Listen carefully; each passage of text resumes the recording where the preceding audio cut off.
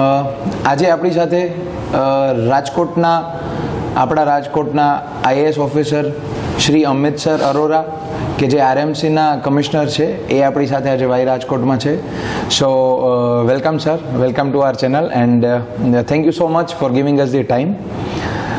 Sir, અમારો પ્રયત્ન એની પાછળનો એ છે કે એક ક્લિયર પર્સપેક્ટિવ રાજકોટનો જાય. સો જે કોન્સેપ્ટ છે that is why Rajkot. So my first question જે તમને હશે સર, આપના પર્સપેક્ટિવથી why Rajkot. I think to rephrase it, I think we should be asking why not Rajkot. I mean, अगर मैं गुजरात के पर्सपेक्टिव में बात करूँ, जो गुजरात में पर्सपेक्टिव में बात करूँ, Rajkot has always been the capital of Saurashtra. It is the commercial center, it is the industrial center, and somehow it has always been the migration epicenter of Saurashtra. And that is why you see that the commercial activity, the growth in Rajkot has been phenomenal. I mean, when you talk about Rajkot, especially Rajkot city, તમે એકલા રાજકોટ સિટીની વાત ના કરી શકો. તમે એને આજુબાજુના 10થી 12 જિલ્લાની એક હબ તરીકે જોવું પડે છે. અને આઈ થિંક ઘણી બધી સ્ટડીઝ છે, ઘણા બધા ઇન્ડિકેટર્સ છે. તમે એરિયા એક્સપેન્શન જુઓ તો western side of the city ખૂબ એક્સપેન્ડ કરી રહ્યું છે. તમે વ્હીકલ સેલ્સ જુઓ, તમે ઘણા બધા ઇન્ડિકેટર જુઓ, તમે પાવર કન્ઝમ્પશન જુઓ, જે એક સિટીના ક્યાંય ને ક્યાંય ટ્રેડિશનલી ગ્રોથના ઇન્ડિકેટર હોય છે. તો રાજકોટ હેઝ બીન ફિનોમિનલ.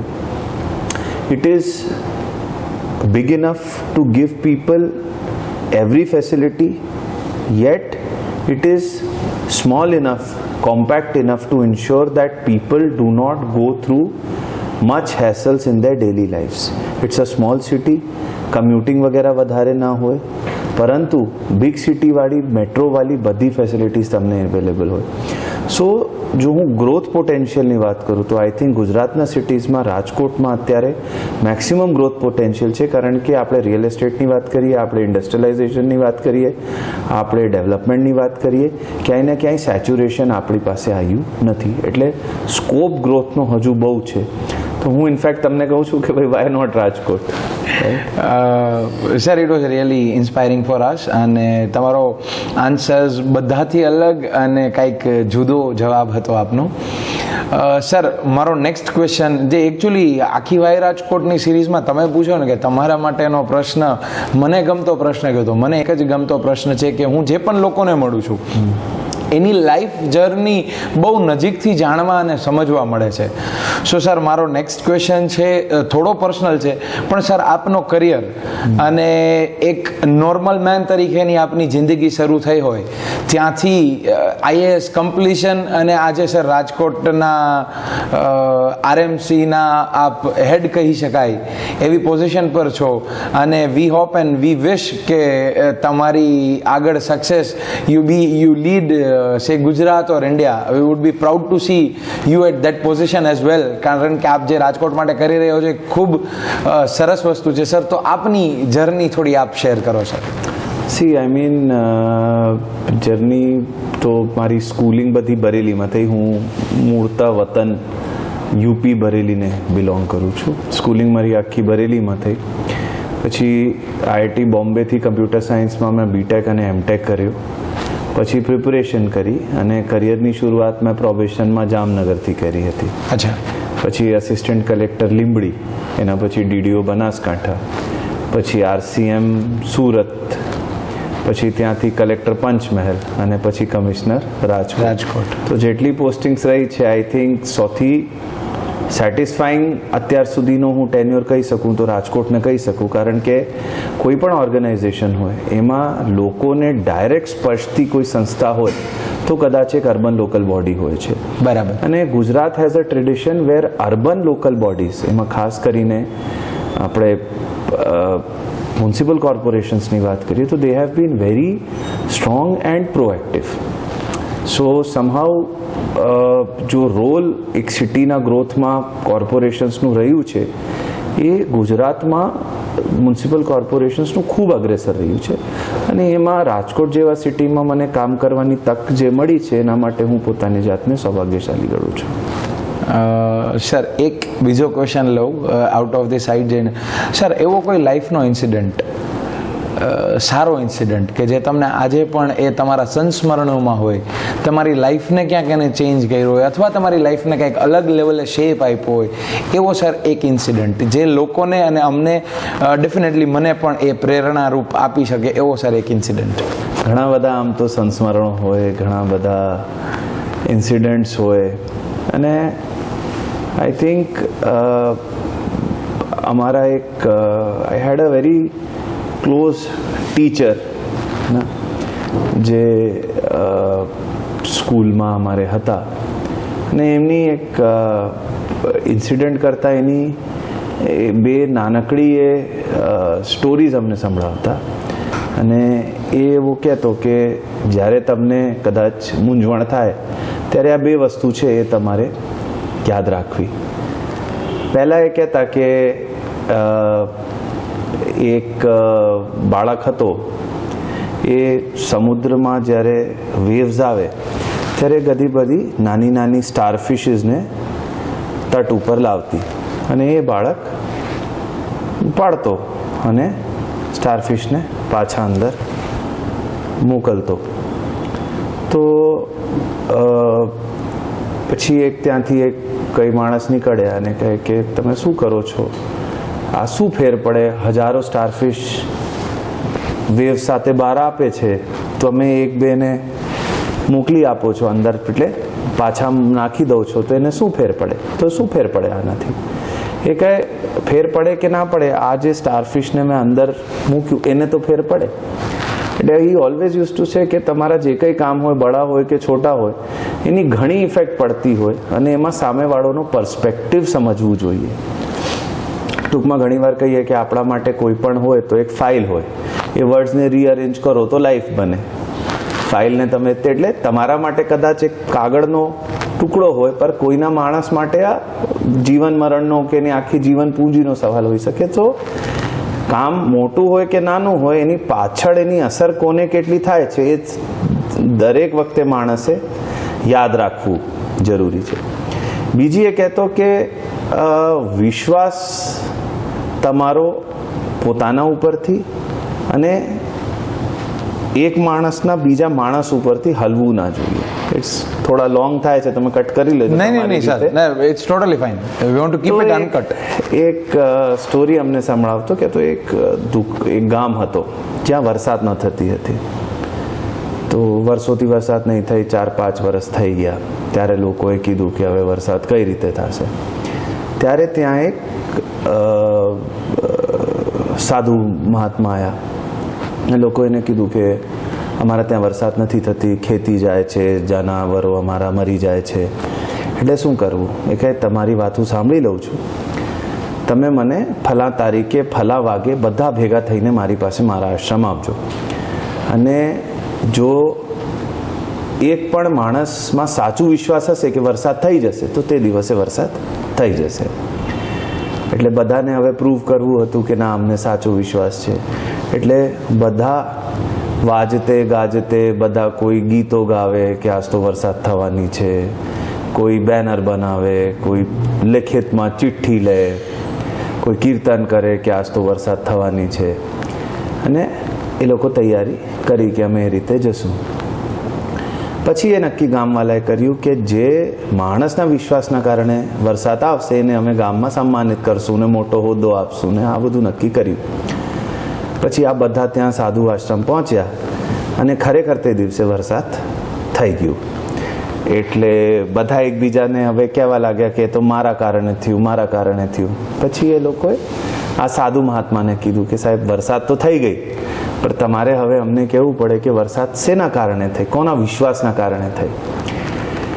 એટલે એને કીધું કે તમારા કોઈના વિશ્વાસના કારણે નહીં થઈ. છેલ્લે એક નાનું બાળક ઊભો હતો જે છત્રી લઈને આવ્યો હતો.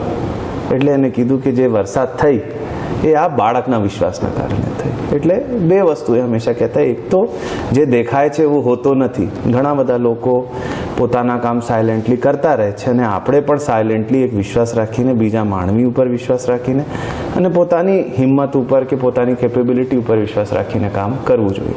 તો મને લાગે છે કે ક્યારે આપણે જીવનમાં ઘણી વખતે ચાહે પર્સનલ ફ્રન્ટ ઉપર કે પ્રોફેશનલ ફ્રન્ટ ઉપર આવતા હોઈએ છીએ જ્યારે આપણો વિશ્વાસ પોતાના ઉપર કે હલતો હોય છે.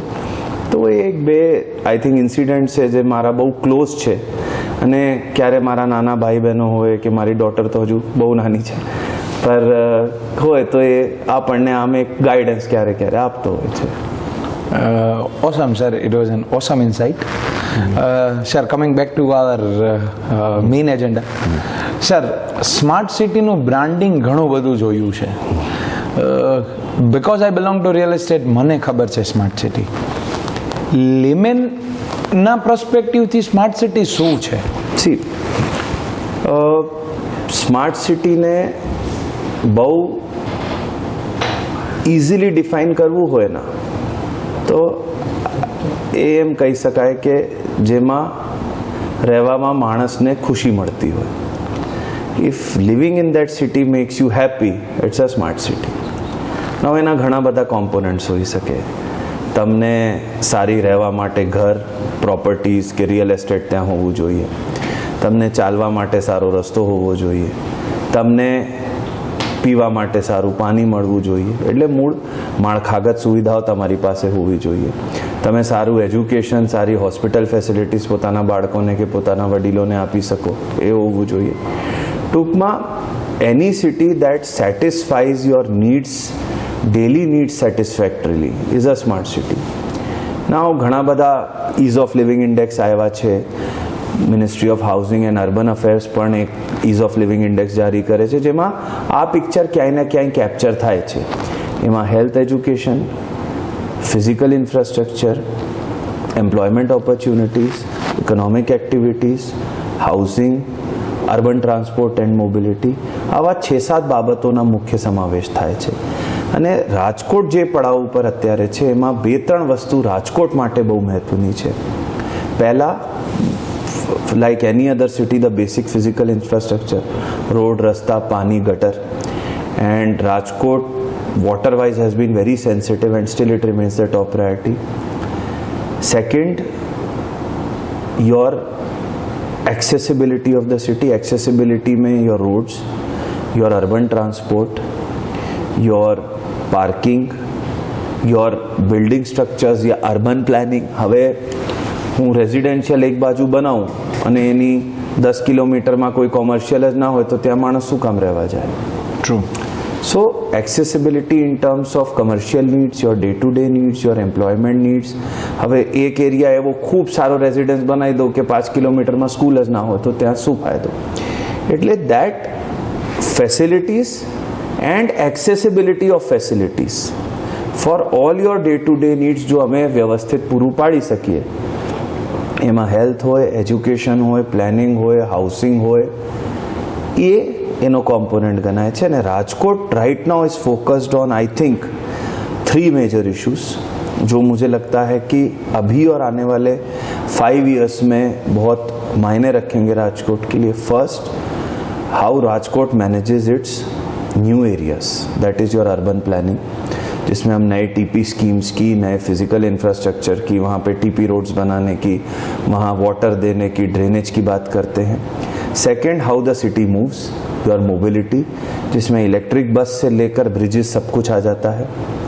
And third, how Rajkot manages its waste. Waste में हम सैनिटेशन और सॉलिड वेस्ट की बात करते हैं. Of course we have a wonderful waste to energy plant of 15 megawatt coming up at Nakravadi. So that way we are blessed, but still as far as the supply chain of the waste is concerned, that I think in the 5 years these 3-4 things will define how Rajkot or how smart Rajkot comes up as. Wonderful, sir. Sir, my next question is your appeal to the citizens of Rajkot. Yes. See, of course, हम लोग एक तो Rajkot has always been a very personal city. I mean ઘણીવાર એવું કહેવાય છે કે it's a very personal city and somehow all the citizens have been very personally involved with administration. Okay We have got wonderful support, we have got wonderful participation, we have got very constructive criticism also, and all these are a part of an urban governance. See, लोगों की demand increase होती है, साथ साथ उनका involvement increase होता है, साथ साथ उनकी एक्सपेक्टेशन इंक्रीज होती है. So somehow till now corporation has enjoyed a lot of support, a lot of if not less patronage from the citizens of Rajkot. लोगों ने अपना हक माना है, लोगों ने कॉरपोरेशन ने कुछ अच्छा किया है तो सराहा भी है, कुछ कॉरपोरेशन से मान लो कहीं कमी रह गई है तो लोगों ने उसे क्रिटिसाइज भी किया है. So my only appeal is कि have faith in corporation, continue with the engagement that you are having with corporation, and Rajkot કોર્પોરેશનના એડમિનિસ્ટ્રેટિવ હેડ તરીકે હું એ કહી શકું કે રાજકોટ કોર્પોરેશનના બધા એમ્પ્લોય પોતાના રાજકોટને એક રિયલી સ્માર્ટ સિટી જોવા માંગે છે, જેના માટે કામ કરે છે, અને ઇટ્સ માય કમિટમેન્ટ કે we will leave no stone unturned to ensure that Rajkot moves on the path of development. Sir, I would just want to add something. It is, sir, always said that and we have listened that કે આ ગવર્મેન્ટનું કામ છે, આ ગવર્મેન્ટે કરવાનું હોય.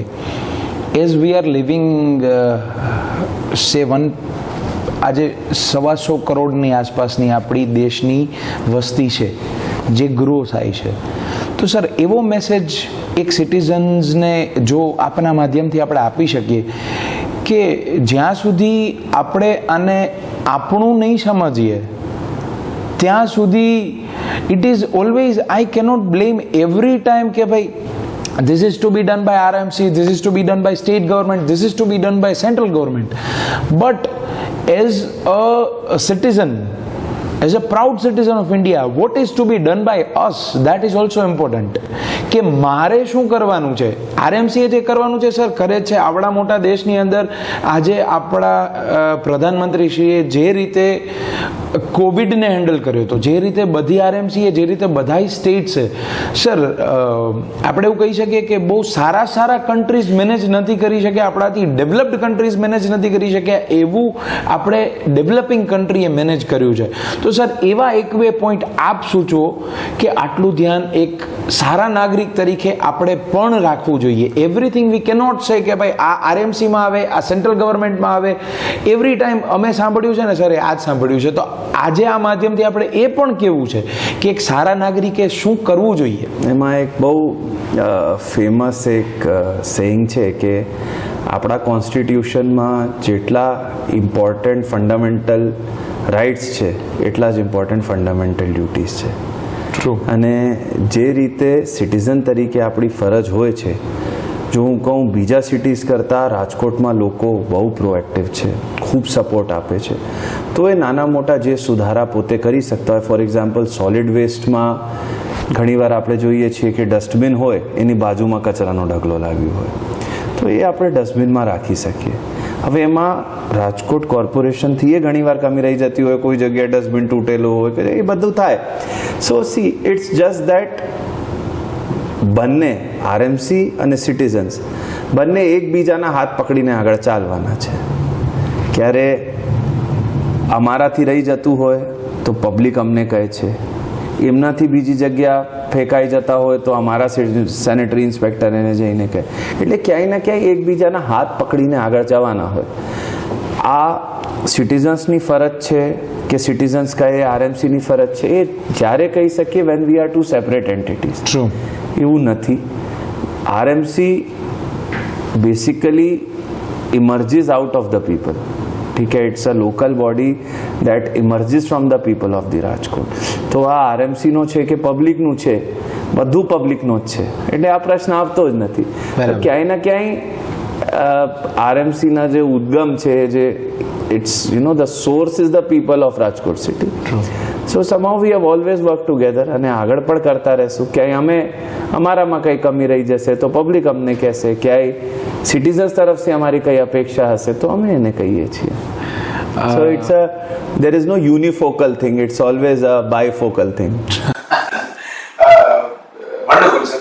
Sir આપને કોઈ મેસેજ આપવાનો હોય આજના યુથને, યોર વ્યૂઝ અબાઉટ youth?